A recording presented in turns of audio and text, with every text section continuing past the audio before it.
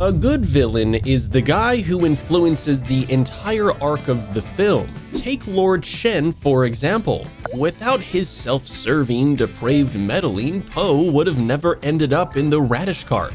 He would never have become the Dragon Warrior, but it turns out that a truly great villain is actually constructed with a bunch of different things.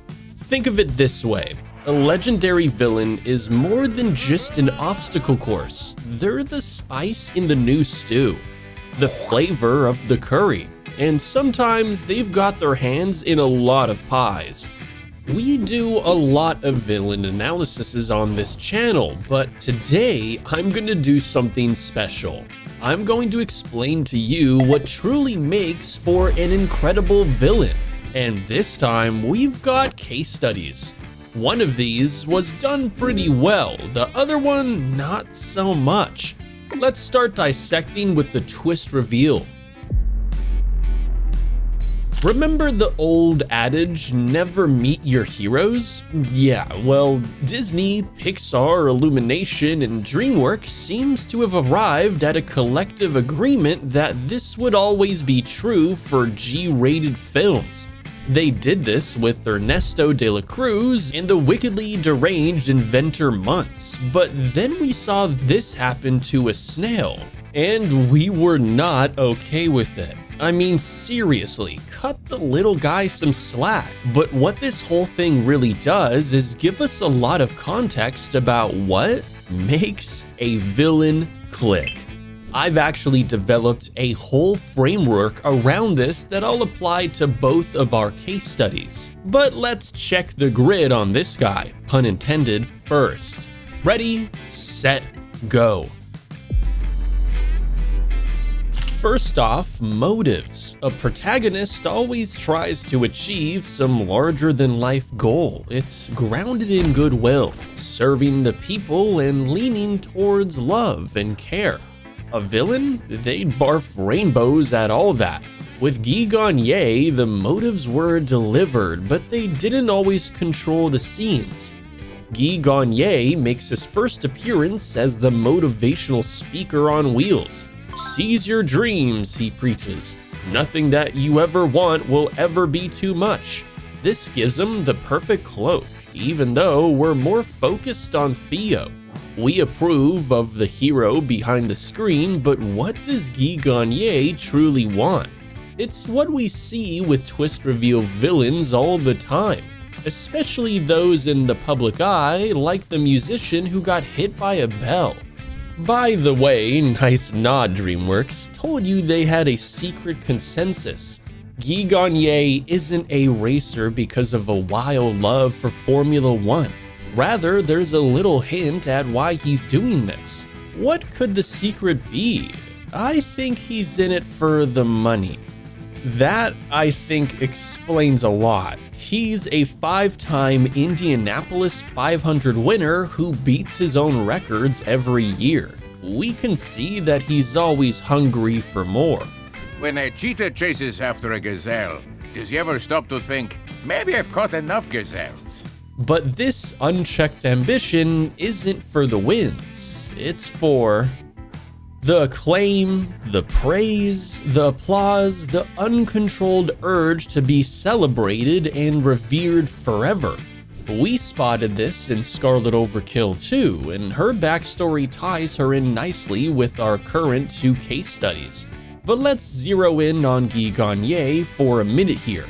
His motives were not as well delivered. You had to really think about why he was the way that he was in order to understand what made him so evil. Nevertheless, his thirst for success on the racetrack actually influenced the theme of the film, which brings me to the next part of the grid.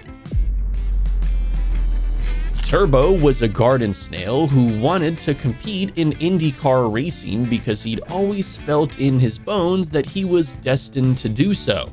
We can see this quite clearly early on in the film. When the TV screen breaks, Turbo feels as though his life has lost meaning. But why was that screen so important? Because it was giving him a look into the world of Guy Gagne, and Turbo absolutely lived for that. Even though his motives were shallow, the pretense was strong. So strong that caused a garden snail to not only want to be a racer, but to actually go ahead and do it too. Except when that happened, Guy Gagne wasn't so thrilled. He didn't know his televised daddy quotes would one day come and bite him in the ass. In this way, he became a bit more of a TV idol than the plot architect. Then he came up with a plan, and honestly, this was the bit that surprised me. Guy Gagne had one clean shot at sending the snail off altogether. It wouldn't have to be on the tracks with him. Truth be told, Gagne was already foreshadowed. We knew we couldn't trust a guy who was that obsessed with having a camera in his face. Just me. Let him break. Whole frame, my face. So when Turbo wandered into his garage, I was a little apprehensive. I was worried Guy Gagne would crush the snail, although let's be fair, that couldn't have happened. The 90 minutes of the film weren't up yet. This was DreamWorks, not David S. Sandberg, and this was Guy Gagne, not Jack Horner. Crawl home, garden snail. Why you still can. But honestly, when Gagne dropped the mask and intimidated the snail, he set in motion his own undoing, and I, for the life of me, couldn't understand why. The plan? Beat the garden snail at the Indianapolis 500. Guy Gagne probably thought, really, this guy's going to beat me? We heard him, but the fact that he needed to scare off a snail shows that he was at least a little intimidated. I mean, that scorecard speaks for itself, but like I explained before, Guy Gagné's core fear wasn't being beaten, it was the risk of erasure. Think about it, a villain done medium rare, Prince Hans for example, they just want a good dose of power. A raw villain, they let their greed drive their desires. In the competitive world of villainy, you sometimes don't get enough screen time for that. It's just Guy Gagne didn't use his airtime well. Okay, maybe Guy Gagne cheated a bit. He got more screen time by being on a screen within a screen. Very trippy. Sure, his presence was brutal. When we met him for the first time, we knew something was off. For some villains, this is far more overt. You can tell they're ruthless madmen the second you lay eyes on them. For others, it's a little bit more subtler. What you can't deny is that something's there. Take Waternoose for example. In contrast to the other monsters around, he was truly horrendous to look at. Something about him reeked sinisterly. We just couldn't put a finger on it until the veil dropped. But neither Waternoose nor Guy Gagne were around as much as they called the shots. A good villain is like a puppeteer. Even when they're not around, their presence dictates the protagonist's moves. Spider-Man in the Sam Raimi The Amazing Spider-Man films got bitten by a radioactive spider because Oscorp couldn't contain it. And Theo literally got nitrified. Side note, dangerous. Don't try this at home, because Gagne wouldn't shut up about chasing your dreams. Yeesh. But then these same guys try to squash what they've built. Green Goblin tried to kill Spider-Man. Guy Gagne, he tried to squash a snail on a racetrack in front of 1,000 people in an event that was televised in 200 different countries and aired in 37 languages. That's bad, but it's not yet Jack Horner bad. This guy, he makes Guy Gagne look vanilla. Who am I even kidding? Jack Horner even makes death look vanilla. Yep, that's right. The blade-wielding, nail-scratching, red-eyed hooded wolf? He is less terrifying than Pie Boy. I mean, Jack Horner wasn't just an evil dude. He was terribly, terribly wrong. And that is why he was, well and truly, a villain done right. So let's apply the grid from before on this deeply disturbing megalomaniac and murderer with neither a sense of responsibility nor restraint. Let's begin with the motives. Jack Horner and his fingers in a lot of pies. And he's terrifying people as he does. To be fair, that makes sense. What doesn't add up is what comes after. Puss, for example, is chasing the star because he wants to get death off his tail. Kitty is using it as a replacement for therapy. Goldie wants a real family, not just to live with bears. Jack Horner, he wants all the magic in all the universe. As a villain, this makes him just right, and the reason, he's not doing it for anything that's missing. No, in contrast to Guy Gagne and Scarlet Overkill, I might add, Horner grew up rich. You know, I never had much as a kid. Just loving parents, and stability in a mansion, and a thriving baked goods enterprise for me to inherit. Silver spoon in his mouth, a family that valued him, Horner had the perfect life. He just didn't feel fulfilled by it. For that, he blamed the magic creatures. The ones who were still destined for struggle. Despite all that privilege, he still felt as though something was lacking because he didn't have magic powers, so he went on a ruthless expedition. But the reason for this was so that he could feel a sense of superiority, whereas everyone else would feel ordinary. He was trying to flip the script on the way that he'd feel his whole life. His motive, therefore, wasn't to get magic. It was to have everything. But the desire to feel better than other people and to acquire more than them actually stems from a feeling of insecurity. Despite everything that he had, the food empire, the quivering manservants, and the endless assortment of magical artifacts, Horner simply couldn't get enough. He was constantly chasing more, exactly like Guy Gagne was, and it was because both of them felt empty inside. Let's take a look at how he was planning to do this. Both Turbo and The Last Wish are about a race, and the former, it's 200 laps, but in the latter, it's more topsy-turvy. It's kind of like being in Wonderland without Alice and the Cheshire Cat, but with the eat and drink me candies. Horner's plot?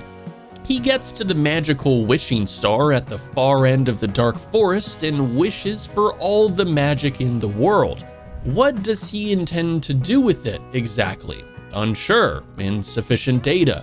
Based on everything we know about him, though, we're certain that it can't be for good. But not unlike Guy Gagne, Horner is prepared to push, shove, and plummet to death anyone who stands in the way of his goals. It's just, Horner is far more brutal than Gagne.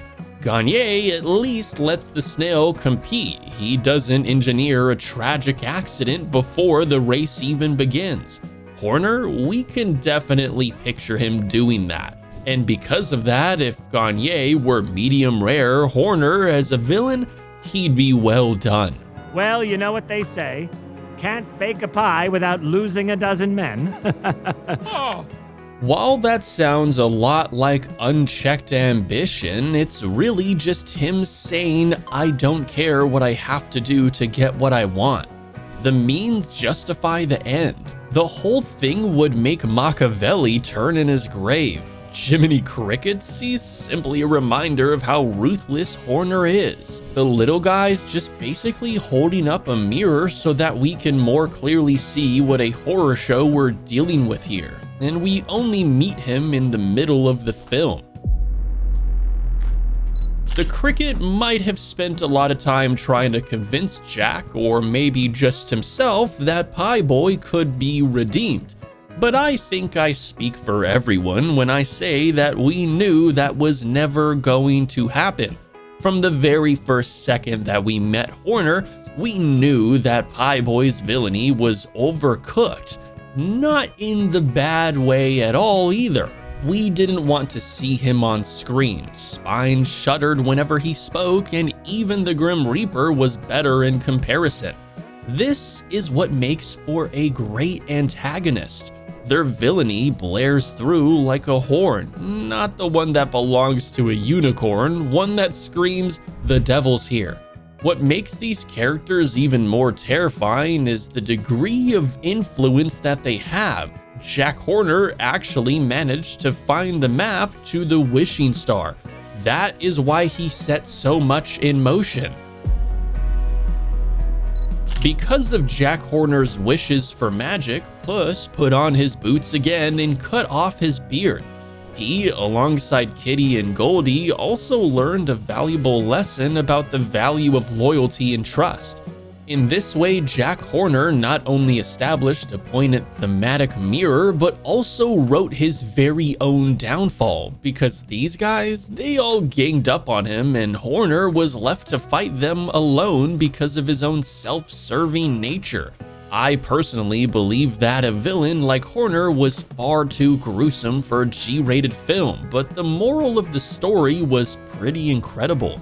We do, however, know for a fact that whether a villain is gruesome or flashy, there's a simple formula for making them stand out. I'll now quickly do a condensed summary with 6 pointers to make it easier for you all to understand.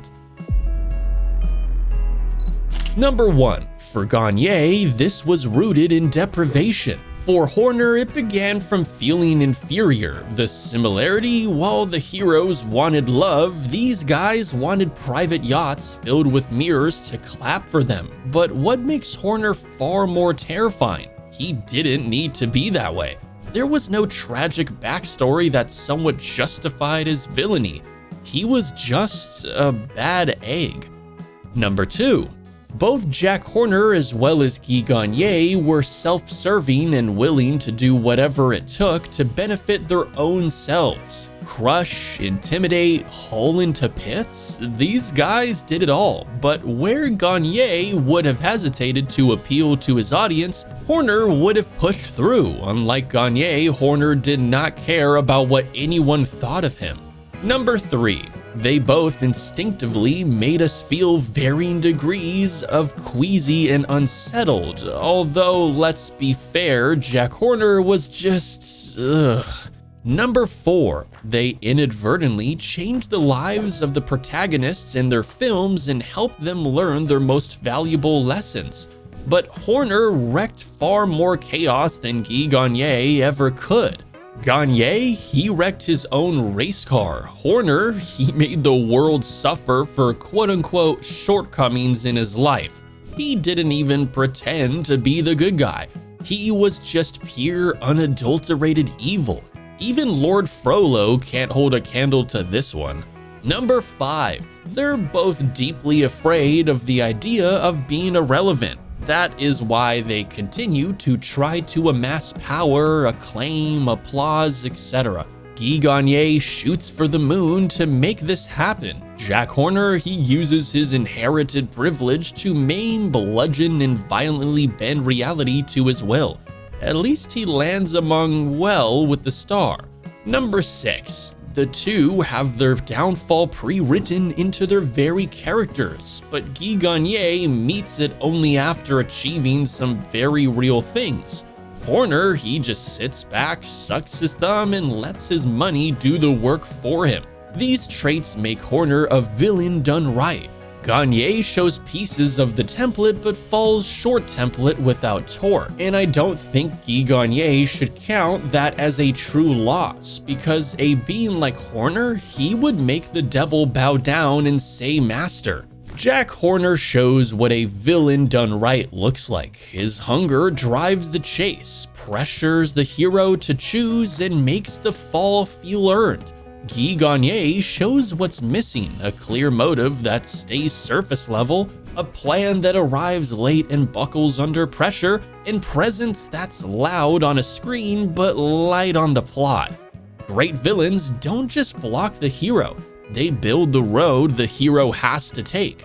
That's why Horner sticks, and why Gagne plays the idol to outgrow, not the architect to overcome.